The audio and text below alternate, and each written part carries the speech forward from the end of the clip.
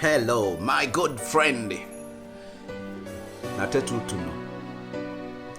Wali obaddeko n'omulenzi nga munyumya naye finally ng'emboozi yammwe efundikira ku ssente. Then he is a gold digger. Munyumya muyinza okwogera ku mukwano ne muwunzikira omukwano gwammwe nga gwinvolvinga mu ssente. Muyinza okunyumya ne mwogera ku kulonda Bobi Wine nga 14 January nti tumulonde bwe tutuka ku ballot paper. Ne munyumya emboozi n'egwa amakerenda naye era bwe muba mugiwunzika era erina engeri gyewunzika ne kati olaba ebintu ebyo era nandyetaazeemuko ku ssente kakati ndooza nengulayo t-shirt ya red nenfunirako enkofiira emmyufu olinamu awe 10. Kye tuli mu kutunuulira olwaleero tutunuulira kye bayita male gold digger. Twakitunuulidde olunaku lwajjo ne tutunuulira ensonga ez'enjawulo obubonero bw'enjawulo bw'osobola okw-identifyingirako omuntu ng'oyo. So ebadde namba 6 gyo twakomye ku 5. bw'obanga tewalabye vidiyo yajjo gyeri ku channel osobola okukkirya bukkirizi wansi actually ne mu link eno it's the first comment osobola okuba nga ogyeyongeza n'oba ng'otegeera ng'otuuka ku page kwe tuli. Obale kugoberera. Nabasuubiza nti weekend bwe tugimalako nga tuwezezza ba subscribers omutwalo gumu we will have a concert. Kati naawe beera ng'ofollowinga bufollowinzi ky'oba okola kola countdown. Kasita tutuuka ku Friday nga ba subscribers baweze 10,000 then don't ask, just know nti Saturday tuteeka okubeerayo ne live concert.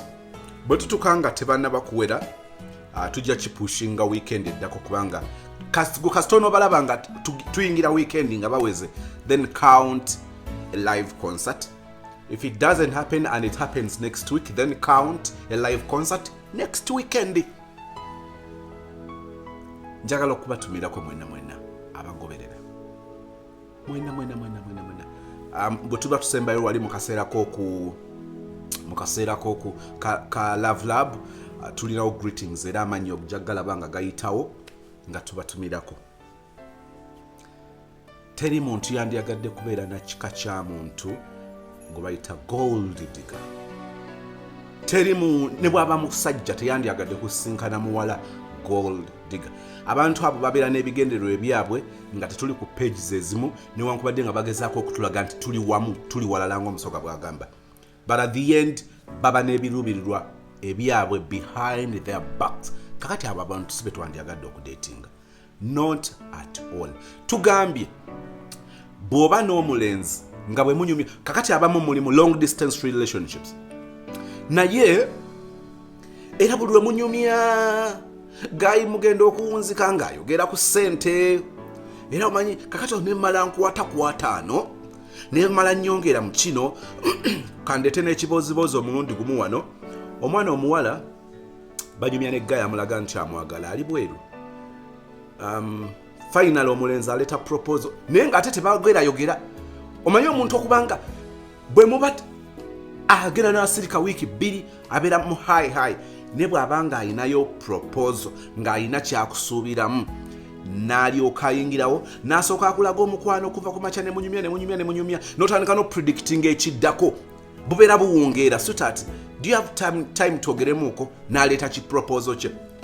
Omwana omuwala mu kiboozibozi agamba sozimu ogera n'oyogera ku bintu olumu n'enseka bimu ne binyiiza bimu ne binka by'amaziga ng'olinga amaze okuyingira mu bulamu bwange. Guy najja gye nti olw'okuba yeetaaga ssente olwo n'atandika okundaga olukwano n'angamba nti kati of recent yaŋŋambye nti ayagala muweyo obukadde 2 ayongere mu bizinesi yangoye naye ayagala kugattako amasuuka then blankets oba kyabadde kintu kyekiralaawo naye nga kiri mu masuuka blanket something kyo ndishuwa nti amasuuka ne blankets kwebiri. Kakati nga ye proposal omwana ow'obuwala nga bakyali awo bakyogerako amugamba let me think about it and all that. Sister w'omuwala finally agendako ku dduuka Guy gy'akolera. Ndozaine ebyali bimututteyo agenda okuvaayo kati boogera noono nga bw'onoyogera ne sister nti wayi nabaddeko ne wa Guy wo biki bambi akaduuka ke kakuze okay mulimu ki yasuubula amasuuka yasuubula blankets kakati ali mu kuwagala capital already ku investment gye yateekawo yali alooni nti yona azaawo buzza otegeera abantu bwe tubeera nabo omulala yaweereza Guy ssente babeeko bye bakola mu business miliyoni oba 3 Guy ssente n'azikozesa okusasula looni ye omwana she didn't have any idea nti Guy yalina looni n'akwata obusente abo muwadde babeeko bye bakola obusente Guy n'abuteeka mu looni omwana gy'ataamanyako nti yagirya sente z'ataamanyako gye zaalaga. But now after asking several questions ng'omuwala agezaako okukola follow-up amanye project yaabwe etuuseewa, that is when he is told nti nno sente Guy yasasula mu looni ng'ogamba nti abo tebabeera ba gold digger. Ensonga ey'omusanvu obeera mu relationship ne Guy naye nga Guy oyo talina ambition. Era singa omubuuza nti kiki ekikuvuga, kiki ky'otunuulira emyaka 3 mu maaso, emyaka 5 otunuulira ki? Abeera awo bw'afunamu obusente obulyalyamuukaawo, so life is okay. Bw'afuna obusente n'agulagulako obupalepale awo obusaatisaati awo n'asobola okukyusa kasimu kayagala nga kiri fine. Tebaba na ambition, tebaba na bibavuga, tebaba na biruubirirwa biryawo binene, babeera awo mmere ya leero lwakeesa lwabala. Kakati gwe ng'obeera n'oyo ng'omanyi nti wamalayo ng'olengeja yakasibira embale ng'olulakisinga yatuuka mu ggulu emukono naye nga mukwano gwange wapi kyova olaba ogenda n'ogwa mu nsobi n'ozaalira omuntu ng'oyo. Guy n'agoyinga mute n'abeera silent n'asirika beke nogamba omulenzi gwe nazaalira alabika obulungi, omulenzi gwe nalowooza nti wabuvunaanyizibwa, omulenzi ava mu famire ey'obuvunaanyizibwa nga famire yabuvunaanyizibwa naye nga yagivaamu si wabuvunaanyizibwa. Talina ambition, talina gold digger. Nsonga tugenda ku ya 9 ya 8. Omuntu oyo gw'obeera naye mu love ebiseera ebisinga bw'oba omugenderedde you'll always be his leg up. Bwe ngamba leg up nkize ntya mu Luganda? Ddaala. Ogenda okuzuula ng'oli ddaala. Bw'obeera mu relationship eyo ogenda okukizuula singa okola evaluation, singa okola okubalirira ebitabo by'omukwano gwammwe ogwo, ogenda okukiraba ng'omuntu oyo omugasa nnyo okusinga bw'akugasa. Like you're a step oli ddaala gy'ali naye tali ddaala gy'oli. Ekyamaanyi ky'ogenda okuzuula mu muntu oyo ebiseera ebisinga bwe baba baconcentratinze mu kuwa omukwano bakuwa muhabbati nga first class. I repeat, such guys asobola okukuwa kye bayita love n'ogamba nti mu nsi teriyo muntu mulala amanyi love. Ekisooka olumu bamanyi okwefaako ne bagendako ko mu gym, so physically fit aba physically fit. Kakati, you know what it means when it comes to being in love with someone ngali physically fit. Guy ne bwakusitula obusituzibwa ati akusitula n'omulyanga ddala nga Guy mwali. So obuntu obutonotono obwo basobola okubukolako. Kakati nkugambye nti egenda okuzuula ekyamaanyi nga mukwano gwagukuwa. But I am telling you, bwe tuba tutunuulira kubitwala mu maaso, our thinking going beyond that? Are we going to be in love? There is having a family. Waliwo okuzaala abaana. Waliwo okulowoleza ebiseera by'omu maaso. Mujja kulwala. How are you going to survive? Mujja kulya oguna gw'omukwano. Mujja kwetaaga okukulaakulana oguna gw'omukwano. Kakati babanga is so good in knowing love. Amanyi bwakukwata. Ne bwe mba mutambudde mugenze mu comedy store, mugenda muyingira comedy, bananga alina engeri gyakukwata. Oluusi nno mu mmotoka yo.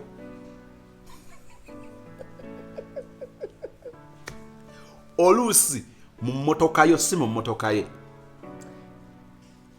N'akuvuga mu mmotoka yo, n'akugulirawo mu mmotoka yo, n'akwata ebisumuluzo mu mmotoka yo, n'asooka akuwaka treat, ne mutuuka ku katebe n'agamba baby lindako tukakyuse position.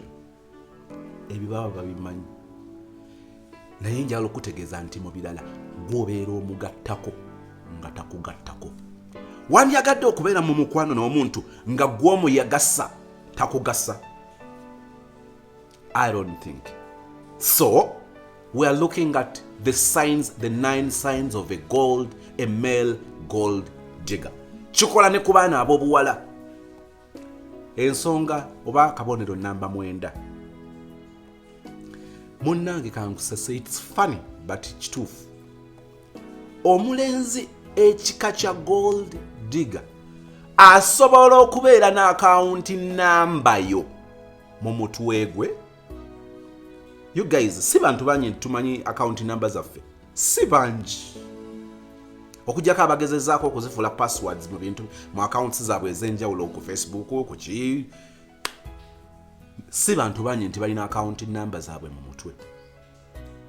Naye omulenzi nga gold digger kyangu nnyo kubanga amanyi account number yo mu mutwe gwe, ng'amanyi pin code yo mu mutwe gwe, naye nkusese nga tamanyi namba ya simu yo mu mutwe gwe. Okukwata account number n'okukwata phone number kye kisinga okuba ekyangu. Phone number kikyengezaako okutegeeza mu bintu ng'ebyo.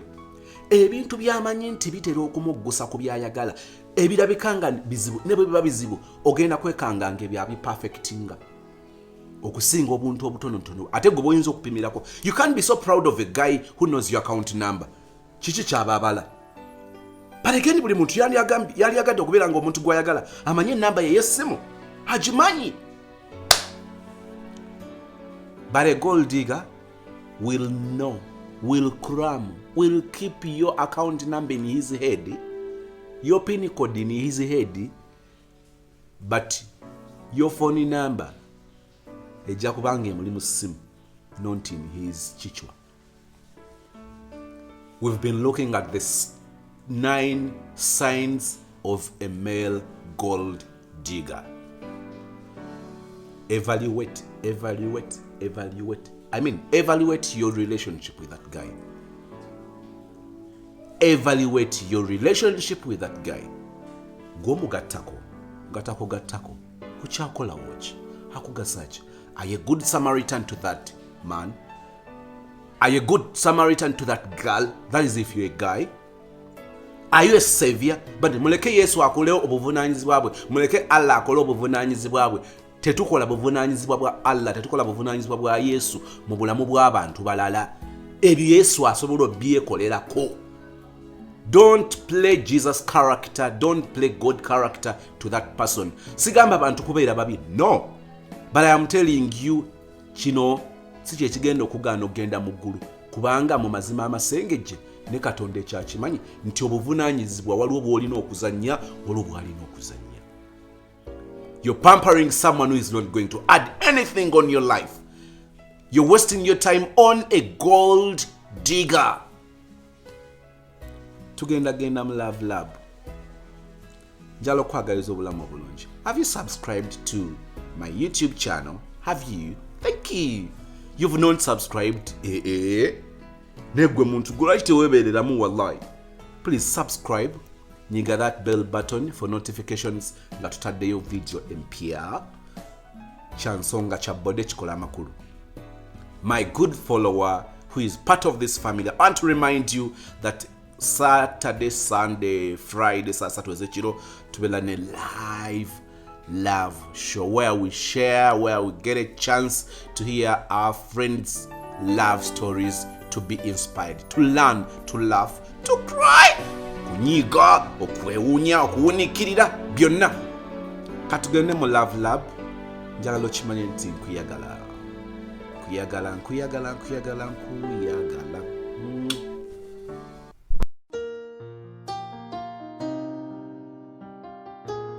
Hello.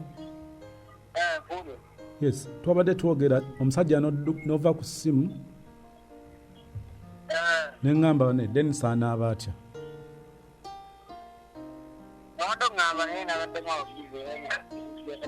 Okay, kati olinawo katime twogeremu. Kakati waliwo omwana ow'obuwala ayagala okukakasa obanga ddala Dennis ali kiriya mu nsonga za love. Omuwala ono agamba Dennis anjagala, Dennis mwagala. Dennis alaga nti omukwano weeguli ne bwe tuba twogera olaba nga future mu bya love weeri. Ne bw'oba omunkubiriddeko gamba Dennis one nti mwagala, naye bw'abanga ddala byaŋŋamba ali kwalaali njagala mbulire alowooza muwala ki ono atuuse n'okwagala mukubireko ku ssimu. Olowooza muwala ki ono Dennis?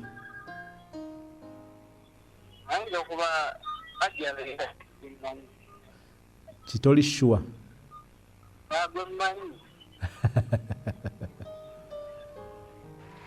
Kituufu Hajala yaŋŋambye ekkubireko. Omuwala akumatira naye ndowooza alinamu obweraliikirivu agamba ha bannaaye Dennis entalamula alabika alaba nnyingi.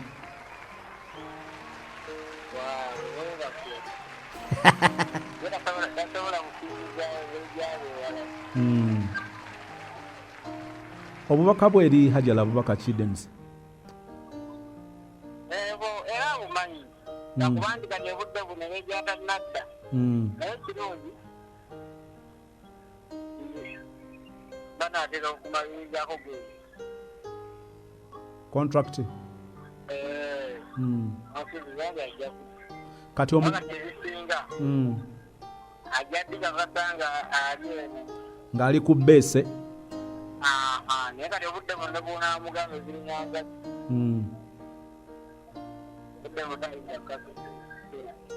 oba naawe oteekawo ekibeera